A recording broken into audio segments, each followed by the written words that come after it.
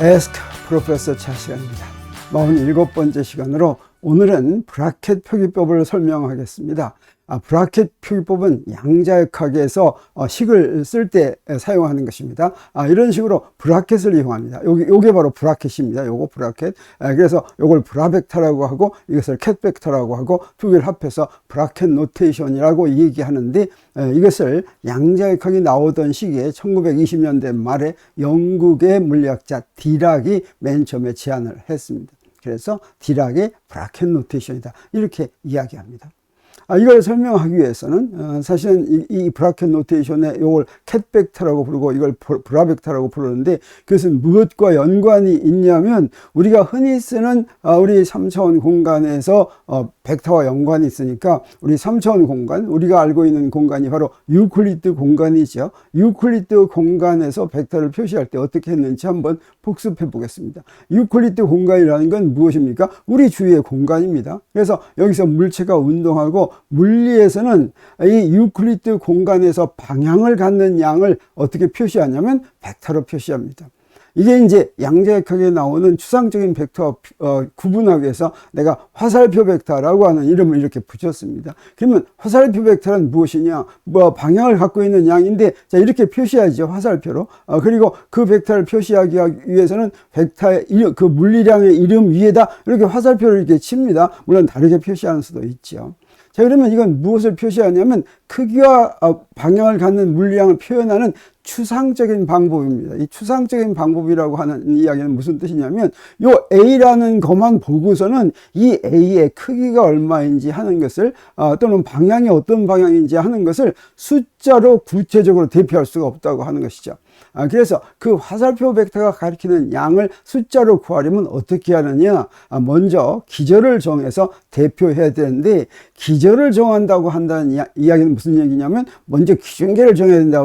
내가 강의할 때 항상 그러죠. 물리량을 이제 표시하려면, 또는 운동을 표시하려면 제일 먼저 내가 공간에다 기준계를 그려 놓아야지 그 기준계에 대해서 그 기준계를 기준으로 해서 물리량을 표현하죠. 자, 이렇게 기준계를 표현했다라고 한다면 이렇게 대각선을 이렇게 그리겠습니다. 그래서 어떤 벡터가 원점에서부터 이 대각선의 꼭지점까지 가리키는 벡터를 A라는 벡터라고 한다면, 내가 정한 이 기준계에서는 그 벡터의 각 축방향의 성분 AX, AY, AZ에 의해서 어떻게 표현이 되냐면, A라는 벡터는 이렇게 요게 이제 X 헷, 요게 X 방향의 단위 벡터, Y 헷, 요게 Y 방향의 단위 벡터, Z 헷, 이게 Z 방향의 단위 벡터죠. 그리고 AX, AY, AZ는 바로 그 성분으로 이게 바로 숫자가 되겠습니다. 근데 X, Y, Z 이렇게 쓰는 게 복잡하니까 요거 1, 2, 3 이렇게 쓰겠습니다. 그러면 1이 바로 X를 얘기하고 2가 Y를 얘기하고 3가 Z를 얘기하는데, 그러면 이런 단위 벡터는 더 이상 쓰지 않고 어떻게도 표시하냐면 그냥 이렇게 행렬의 열 벡터 모양으로도 이렇게 쓸 때, 우리 이렇게만 썼으면 A하고 화살표로 이렇게 표시해서 이렇게 벡터만 표시했으면 이건 추상적이다, 이렇게 얘기합니다. 이걸로는 계산을 못 한다고 했죠.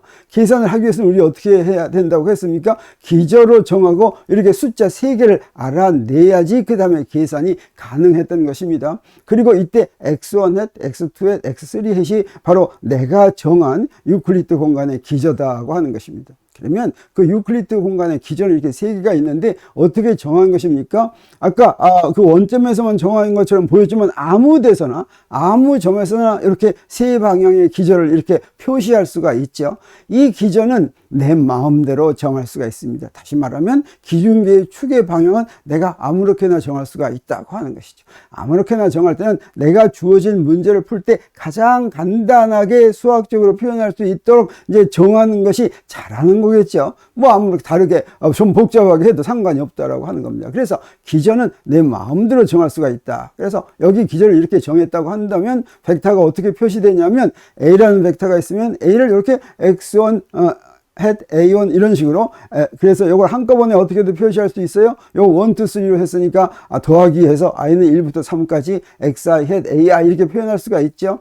그러면 이때 AI를 아니까 A1, A2, A3를 아니까 이제 요 3개를 알면 계산이 가능해진다고 하는 것이고, 또 더 재미있는 것은 여기에 다른 기절을 이렇게 만들었습니다. 다른 기절 또한 지금 방향이 조금 다르죠. 그러면 어떻게 됩니까? 똑같은 벡터를 표시할 때 어떻습니까? 단위 벡터도 달라지고 그 다음에 성분도 달라지고 그래서 세 개의 숫자가 다른 숫자로 대표된다 라고 하는 것을 우리가 알 수가 있죠. 그런데 벡터 두 개를 우리가 스칼라 곱한다고 하면 어떤 한 기저에서는 A라는 벡터가 이렇게 표시됐습니다. A1, A2, A3로 B라는 기저는 이렇게 표시됐어요. B1, B2, B3로 그러면 두 개의 스칼라 곱은 어떻게 구하냐면 요거 이렇게 각각 대응하는 성분들을 곱해서 이렇게 구하죠.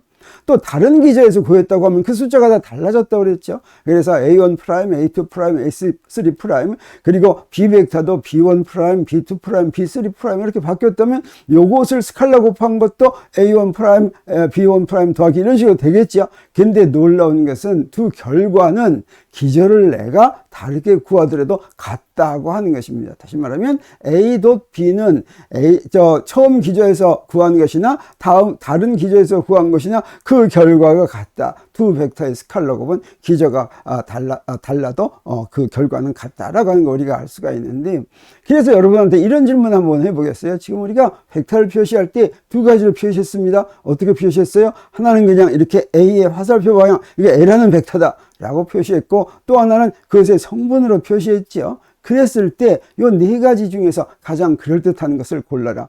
가와 나는 같은 내용이니까 둘 중에 하나만 골라서 사용하면 된다 라고 얘기하는 게 그럴듯한지, 또는 가와 나는 내용이 달라서 둘을 사용하는, 가를 사용하는 경우하고 나를 사용하는 경우가 다르다, 두 개가 다 있어야 된다 라고 하든지, 아니면 벡터를 표시하는데 가로 충분하고 나는 그냥 보조 역할만 한다 이렇게 생각이 되는지, 아니면 벡터를 표시하는데 이 성분을 표시한 것이면 충분하고 가는 그냥 보조 역할만 한다, 이 네 가지 중에 어떤 것이 가장 그럴듯하다고 생각합니까?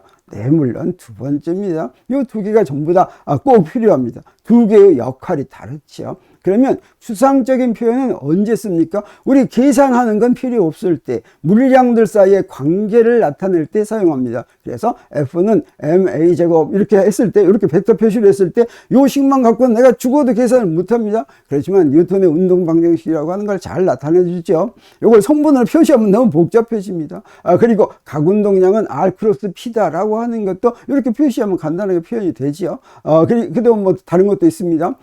그 E를 표시하는 데는 F도 D다, 이런 것을 전부 다 추상적인 표현으로, 다시 말하면 물리량들 사이의 관계는 이렇게 추상적인 표현으로 표현하면 되지만, 일단 내가 무엇을 구하고 싶으면 뉴턴의 운동 방정식을 풀어서 풀이를 구하고 싶으면 어떻게 해야 됩니까? 기준계를 정해가지고 성분으로 표시해야 되죠. 그래서 분리법칙으로 계산한 결과를 숫자로 얻는 데 사용해서 이렇게 성분으로 표시하면, 이 식은, 첫 번째 식은 세 개의 성분으로 된 식이 나오고, 이때 이제 비로소 FI도 숫자로 주어지고 XI도 숫자로 지워지니까 우리가 이걸 풀 수가 있습니다. 그리고 가운동량도 각각의 성분을 알면 이거 가지고 우리가 구할 수가 있죠.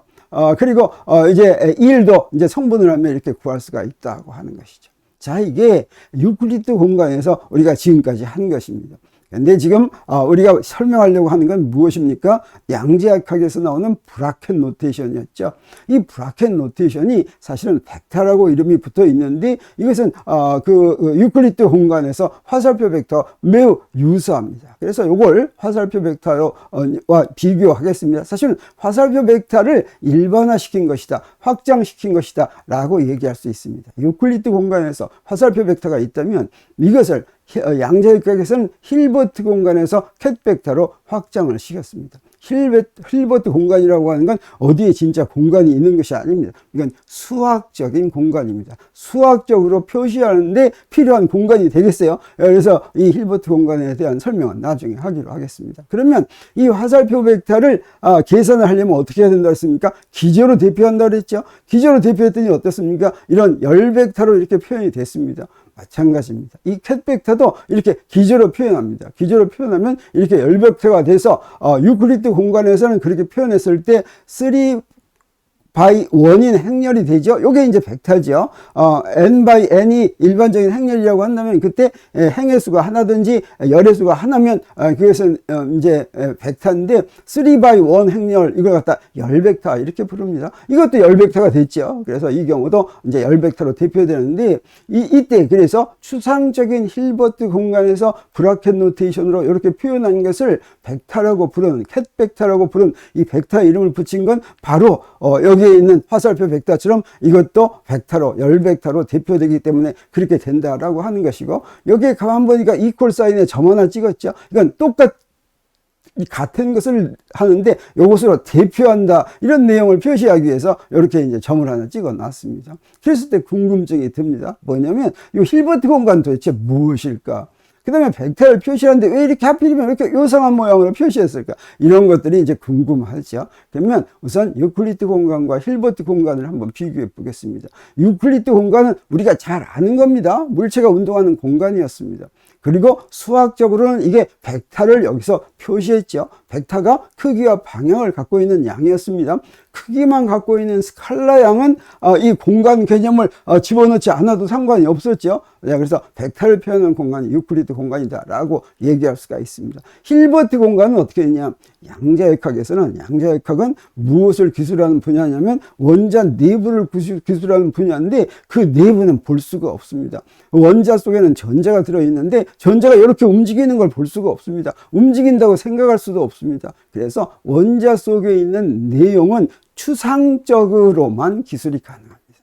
그렇지만 우리 주위 세계의 물리학으로 설명한 방법과 비슷한 방법으로 설명하는 방법을 찾았는데 그게 양자역학인데 양자역학은 그래서 추상적인 공간을 이용을 해서 벡터를 표현합니다. 그래서 유클리드 공간의 수학적인 특징만을 일반화시켰습니다. 그래서 유클리드 공간하면 진짜 이 공간이 있어야 되죠. 근데 이 공간을 표시하는데 수학적으로는 무엇이 필요했느냐? 그것만 이용한 것입니다. 그래서 미시세계를 설명하는데 추가된 연산자와 캣 벡터를 표현하는 공간. 유클리드 공간에서는 화살표 벡터를 표현하는 공간이 바로 유클리드 공간이었다고 한다면 양자역학을 설명하는 데는 화살표 벡터에 대응하는 캣 벡터뿐 아니라 또 다른 하나가 더 있습니다. 그게 바로 연산자라고 하는데 연산자와 캣 벡터를 표현하는 공간이다. 이렇게 얘기할 수가 있습니다.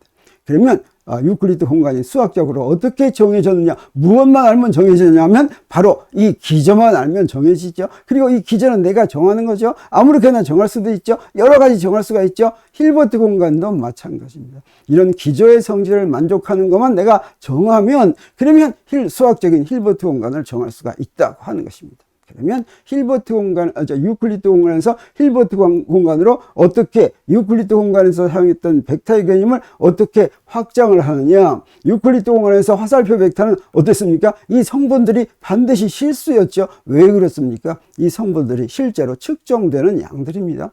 그리고 이 유클리드 공간은 3차원 공간이어서 성분은 딱 몇 개밖에 없었습니까? 성분의 수는 딱 3개밖에 없었죠. 근데 이것을 수학적으로 확정하니까 실제 구체적인 공간이 아니니까 우리가 마음대로 확장할 수가 있습니다. 특히 여기서 양자역학에서 이 캣 벡터는 실제로 측정하는 양하고 이제 대응되지가 않습니다. 그래서 여기에 있는 이 성분들은 실수로 제한할 필요가 없습니다. 이건 복소수여도 상관이 없다고 하는 것이죠. 그리고 이 숫자에도 제한이 없습니다. 그 다음에 여기 또 하나는 뭐냐면 이렇게 숫자가 어떻게 되냐면 여기 이 성분들이 푸사이1, 푸사이2, 푸사이3는 이렇게 불연속적인 양들이죠. 그럴 필요도 없다. 이 얘기는 뭐냐면 푸사이1, 푸사이2가 굉장히 가까이 인접해 있을 수도 있다. 그럼 무한히 많은 거죠. 그 완전히 연속적인 거죠. 연속적으로도 기술할 수가 있다라고 하는 것입니다. 그런데 이때 이렇게 벡터가 주어져 있으면 이 벡터의 크기는 반드시 알아야 됩니다. 그리고 그 크기는 우리가 실제로 관찰할 수 있는 양이어야지 되기 때문에 실수해야지만 된다고 하는 그런 조건이 있습니다. 그러면 이 벡터의 크기는 어떻게 하느냐? 우리 잘 압니다. 우리 이제 물리에서 배울 때 이 벡터의 크기는 이렇게 구하죠. A도 A 하면 이렇게 구해지는 겁니다. 그게 바로 A 제곱과 같죠. 이게 이제 스칼라곱의 정의인데 그래서 A1 제곱 더하기 A2 제곱 더하기 A3 제곱이 바로 그 크기의 제곱이죠. 이건 뭐 피타고라스 정의나 마찬가지입니다. 근데 힐버트 공간에서는 어떻게 되느냐? 힐버트 공간에서 요거 두 개 곱할 때 실수이면서도 0보다 큰 그런 것이 나오기 위해선 그냥 푸사이 1 제곱 더하기 푸 사이 2 제곱 이러면 안 됩니다. 복소수의 제곱을 할 것 같으면 복소수도 나오고 음수도 나오고 그러죠. 그런데 어떻게 하면 항상 실수이고 0보다 큰 놈이 나오냐면 그것의 복소 켤레를 곱하면 실수이고 0보다 큰 놈이 나오죠. 그래서 요 곱하는 놈은, 자, 여기서는 똑같은 걸 이렇게 곱했는데, 힐버트 공간에서는 어떻게 하냐면, 요 놈에 해당하는 걸 여기다가, 그 복소 켤레를 취해가지고 곱합니다. 그래서 어떻게 표현하면, 이렇게 표현합니다. 그때 표현이 아주 멋있게 됐죠. 그랬을 때 요 앞에 있는 걸 뭐라고 그러냐면, 브라벡타다라고 부르는 것입니다. 이 브라벡타는 그래서 요 캣벡타하고 똑같은 것입니다. 단순히 크기를 구할 때 이용하기 위해서 그것들의 성분들을 복소 켤레로 만든 것이죠.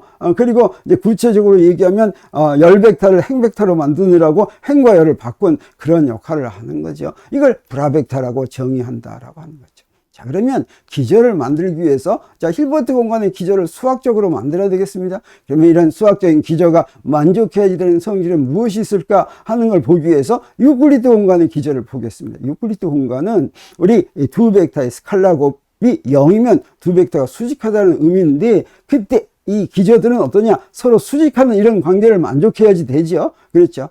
그래서, 같은 것을 스칼라 곱하면 크기, 단위 벡터는 크기가 1이고, 그래서, 그러면 1이 되고, 그 다음에 다른 거를 스칼라 곱하면 서로 90도니까 0이 되죠. 요걸 한꺼번에 표시하면 어떻게 표시할 수 있습니까? xi hat 덧 xj hat은 델타 ij 이렇게 표시할 수 있는데, 요거를 뭐라고 부르냐면 orthonormal property다. 서로 둘을 곱하면 수직이고 크기는 1이다 라고 하는 뜻이 됩니다. 그리고 델타 ij는 우리가 잘 아는 크로네카 델타 기호를 이렇게 쓴 것이죠. 그런데 이런 orthonormal property를 만족하면 무엇을 만족한다는 걸 증명할 수가 있냐면 completeness property를 만족한다는 걸 증명할 수 있습니다. 컴플리트네스 프로퍼티란 여기서 xi 해가지고 똑같은 걸 곱하는 겁니다. 그래서 셋을 다 더하면 그것은 아이덴티티 오퍼레이터라고 하는 것인데, 그거 어떻게 증명하냐면 바로 요거 성분을 이렇게 표시했습니다. 근데 요때 성분 중에서 하나인 fj는 어떻게 구할 수 있냐면, 제가 이렇게 구할 수가 있어요. 이렇게 구할 수 있다는 거 어떻게 알았냐면, 요 f를 저 첫 번째 있는 걸 이렇게 집어 넣습니다. 그리고 요거 더하기인데 요 xj를 안으로 이렇게 집어 넣었어요. 집어 넣었더니 요 놈은 바로 뭐가 됩니까? orthonormal property에 의해서 델타 ij가 되죠. 델타 ij 한 다음에 i를 다 더하면 이게 바로 뭐가 됩니까? fj가 되죠.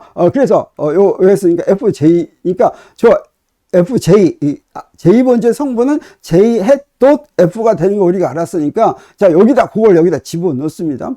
여기 F를, 시그마해서 XJ, hat, FJ 이렇게 표시하는데, FJ에다 요걸 집어 넣었어요. 이렇게 집어 넣습니다. 집어 넣었는데, 우리 결합법칙에 의해서 가로를 어떻게 하냐면, 요렇게 가로를 이렇게 바꿉니다. 그래도 되죠. 지금 앞에서 이렇게 가로 했던 걸 그 앞에, 그리고 또 어떻게 해서 이렇게 되냐면, I라고 하는 더하기는 F에는 없죠. 그러니까 요것만으로 다 되니까, 요것만 따로 떼어서 볼 수가 있습니다. 요것만 따로 떼었더니 어떻게 됩니까? 저 F는 요 놈은 곱하기 또 F가 됐으니까 요건 어때야 되겠어요? 없는 거는 마찬가지야 되죠. 1이야 되죠. 요걸 바로 뭐라고 그러냐면 아이덴티티다. 여기서 아이덴티티 연산자입니다. 아이덴티티 연산자는 어떤 특징을 가지고 있는 것이냐면, 어떤 벡터에다 그걸 곱할 것 같으면 왼쪽에서 곱하건 오른쪽에서 곱하건 그 벡터가 또 나오는 것이죠. 그래서 우리 아까 아이덴티티 오퍼레이터를 어떻게 정했습니까? si hat 해가지고 1에서 3까지 더한 거였죠. 이걸 이렇게 풀어볼 것 같으면 이렇게 되는데, 그래서 도트 프로덕트를 해보면 이렇게 되는데, 우리 아까 알았죠? 여기서 요 놈이 바로 뭐라고 그랬습니까? F1이라고 그러고, 요 놈이 바로 뭐라고 그랬습니까? F2라고 그러고, 요 놈이 바로 뭐라고 그랬습니까? F3라고 그랬죠? 그래서 이게 바로 뭡니까? 이게 바로 F죠. 그래서 바로 저렇게 한 것이 바로 F가 된다는 걸 알 수가 있고, 저렇게 된다. 기저가 있으면 그 기저, 똑같은 기저를 곱해서 다 더하면 그게 아이덴티티가 된다고 하는 것이 컴플리트네스 프로퍼티고, 이 컴플리트네스 프로퍼티는 어디서부터 나왔습니까? orthonormal 프로퍼티에서부터 나왔죠. 그래서 orthonormal 프로퍼티를 성립하면 컴플리트네스 프로퍼티도 성립한다고 하는 거 우리가 알았습니다. 그래서 이것을 힐버트 공간으로 확장을 하겠습니다. 유클리드 공간에서 기저를 만든다고 하는 것은 이런 기저를 만들었다고 하는 뜻이고, 이런 기저를 만들면 이런 컴플리트네스 프로퍼티가 성립한다. 그래서 힐버트 공간에서도 이렇게 만약에 기저를 만드는 이런 게 있다고 한다면, 요거 단위 기저가 되는 캣 벡터가 되겠어요. 람다 n 캣은. 자, 그러면 무엇이 성립하냐면 두 개를 이렇게 써서 다 똑같은 걸 더했을 때 이게 아이덴티티가 된다고 하는 뜻이겠고, 여기 있는 요 성분들이 불연속이었는데 만약에 연속이라고 한다면 연속인 두 개를 할 것 같으면 크로네카 델타에 해당하는 것이 디락 델타가 됩니다. 그리고 더하기가 뭐가 되냐면 이렇게 적분이 된다고 하는 것이죠. 그리고 앞으로 이제 수학적으로 우리가 표현할 때 알기 위해서 우리 트랜스포즈는 잘 아는데 어드 조인트라고 하는 것도 소개합니다. 트랜스포즈는 전치라고 하고 이걸 행과 열을 바꾸는 거죠. 어떤 행렬이 있으면 행과 열을 바꾼 것을 트랜스포즈라고 하고 T자로 이렇게 표시하죠. 그 다음에 어드 조인트는 복소 전치인데 모든 행렬 요소를 복소 혈례로 바꾸고 행과 열을 바꾼 겁니다. 그래서 이런 행렬이 있다면 자 이렇게 표시되는데 모든 것을 여기 복소 혈례로 이렇게 만들고 M 스타로 이렇게 만들고 행과 열을 바꾼 겁니다. 이게 바로 어드 조인트인데, 자 그래서 디락의 브라켓 표기법은 어떻게 이용을 하냐면 여기에 이렇게 캣 벡터가 있습니다. 그래서 이건 파이라는 상태를 표시한다고 하는 거죠. 그러면 요놈의 불화를 만들 수도 있는데, 불화라고 하는 건 아까 어땠습니까? 보니까 어때요? 행과 열을 바꾸고 복수결로 다 만들었죠. 그래서 이 불화 벡터라고 하는 것은 행 벡터를, 캣 벡터를, 불화 벡터는 캣 벡터의 어드 조인트를 취한 것이다. 그래서 똑같은 파이라는 상태를 표시하는데 단지 캣 벡터의 어드 조인트를 표시한 것이다 라고 하는 것만 다릅니다. 여기에 룰이 있습니다. 여기에 캣 벡터와 불화 벡터를 이렇게 짝대기로 표시하고 여기에 이렇게 크기 더 크다라는 표시를 표시한 이유가 뭐냐면 거기에 올 수 있는 것이 제한되어 있습니다. 자, 여기에 캣 벡터가 있으면 그 캣 벡터 앞에는 뭐만 올 수가 있냐면 숫자는 올 수가 있습니다. 그리고 불화 벡터도 올 수 있고 연산자도 올 수 있습니다. 근데 여기에 못 오는 게 뭐냐면 캣 벡터가 못 온다고 하는 거죠. 그래서 예를 들어서 여기에 숫자 A 이렇게 쓰는 거 좋습니다. 그 다음에 여기에 어떤 연산자, 이렇게, 다른, 불화 벡터 이렇게 쓰는 거 좋습니다. 그리고 여기에 어떤 연산자 이렇게 쓰는 거 좋습니다. 그런데 여기다가 이렇게 쓸 때 똑같은 캣 벡터를 앞에다 쓰는 거, 요거 이상하죠? 꼭 요 뾰족한 거에다 이렇게 하면 안 되죠? 자, 이런 거는 쓸 수가 없다고 하는 것입니다. 그리고 여기에 불화 벡터가 이렇게 있다면, 캣 벡터가 있다면 캣 벡터의 오른쪽에는 뭐가 올 수 있느냐? 숫자와 불화 벡터만 올 수 있다고 하는 거죠. 그래서 이렇게 여기다 이 숫자는 사실은 아무데나 쓸 수 있는 거예요. 아무데나. 그래서 옮길 수가 있는 거죠. 요건 좋습니다. 그리고 요렇게 만드는 거, 그거 좋다라고 하는 거죠. 근데 아까 여기서나 마찬가지로, 자, 요렇게 만드는 것은, 여기에, 이 꼭대기 여기에는 연산자도 못 오고, 여기에는 이렇게 캣 벡터가 또 오는 것도 안 된다라고 하는 것입니다. 그리고 연산자도 이렇게 있는데, 연산자 양쪽에는 연산자가, 자, 이렇게 생긴 것도 여기에 짝대기가 이렇게 두 개가 있으면 이것도 바로 왼쪽에서도 뭐 올 수가 있고 오른쪽에서도 올 수가 있는 거예요. 이게 바로 연산자와 똑같은 역할을 하게 됩니다. 그러면 여기는 숫자하고 불화 벡터만 올 수가 있고 여기는 숫자, 캣, 연산자, 연산자는 여기 양쪽 어디서 나올 수도 있죠. 연산자를 곱해도 되니까. 자, 이런 조건이 있습니다. 그리고 브라켓 표기법에서 재미있는 것은 결합법칙이 성립한다는 것입니다. 여기에 이런 표현이 있다고 한다면 이걸 어떻게도 해석할 수가 있냐면 이걸 먼저 계산한다면 이건 어떻게 되겠어요? 자, 이건 바로 숫자가 됩니다. 그래서 앞에 있는 캣 벡터에다가 숫자를 곱한 것이다 라고 얘기할 수가 있고, 똑같은 것을 요걸 어디를 먼저 계산하냐면 요걸 먼저 계산하면 요건 바로 뭡니까? 요거 연산자죠. 그래서 감마라는 캣 벡터에다가 연산자를 곱한 것이다 이렇게 해석해도 좋다고 하는 것이죠. 그 다음에 이제 두 개의 연산자나 두 개의 불화 벡터나 뭐 이런 것들이 곱해졌을 때 전체의 어드 조인트를 취하면 어떻게 될까? 그걸 보기 위해서 먼저 전체의 경우를 보겠습니다. A라는 열 벡터가 있고 그 다음에 그것을 트랜스포즈를 이렇게 시키면 이렇게 되죠. 그랬을 때 어떤 행렬에다가 B라는 열 벡터를 곱할 것 같으면 이런 열 벡터가 되죠. 이걸 갖다가 다시 했는데 요것에 전체를 트랜스포즈를 시키면 이렇게 되는 거 우리가 알 수가 있습니다. 그런데 요거 B라는 열 벡터를 트랜스포즈 시킨 건 행 벡터가 되죠. 그리고 A를 트랜스포즈 시켜서 계산을 해보면 이렇게 되는데 요 두 개가 같습니다. 요 두 개가 같다라고 하는 건 어떻습니까? A와 B를 트랜스포즈 시키면 순서를 바꿔서 트랜스포즈 시켜서 곱한 거 같다고 하는 것인데 이게 바로 어드 조인트에도 그대로 성립합니다. 그래서 O하고 캣 벡터를 전체를 어드 조인트 시키면 어떻게 되냐면 파이라는 불화 벡터에다가 O라는 그 연산자를 어드 조인트 시킨 걸 곱한 것과 같다라고 하는 것이죠. 자, 그래서 여기까지 알았으면 우리 이제 일반적으로 화살표 벡터가 있으면 무엇을 설명하냐면 우리 앞에서 그냥 기준계를 만들어 가지고 성분을 구한다 이렇게 하지 말고 이제 컴플리트네스 프로퍼티를 이용하는 것을 연습해야 되겠습니다. 화살표 벡터도 어떤 화살표 벡터가 있으면 이건 추상적인데 이것의 기저로 대표하고 싶으면 내가 기준계를 정하는데 기준계를 정한다고 하는 것은 단위 벡터를 정했다고 하는 것이고 기저를 정했다고 하는 것이고 거기서 바로 컴플리트네스를 구할 수가 있죠. 이걸 이용하는 겁니다. 이건 아이덴티티가 아무데나 집어넣을 수가 있죠. 그래서 앞에다 이렇게 집어넣습니다. 그래서 여기다 집어넣을 것 같으면 어떻게 됩니까? 요게 성분을 표시하는 거니까 이렇게 성분을 표시가 됐구나 하는 걸 우리가 알 수가 있습니다.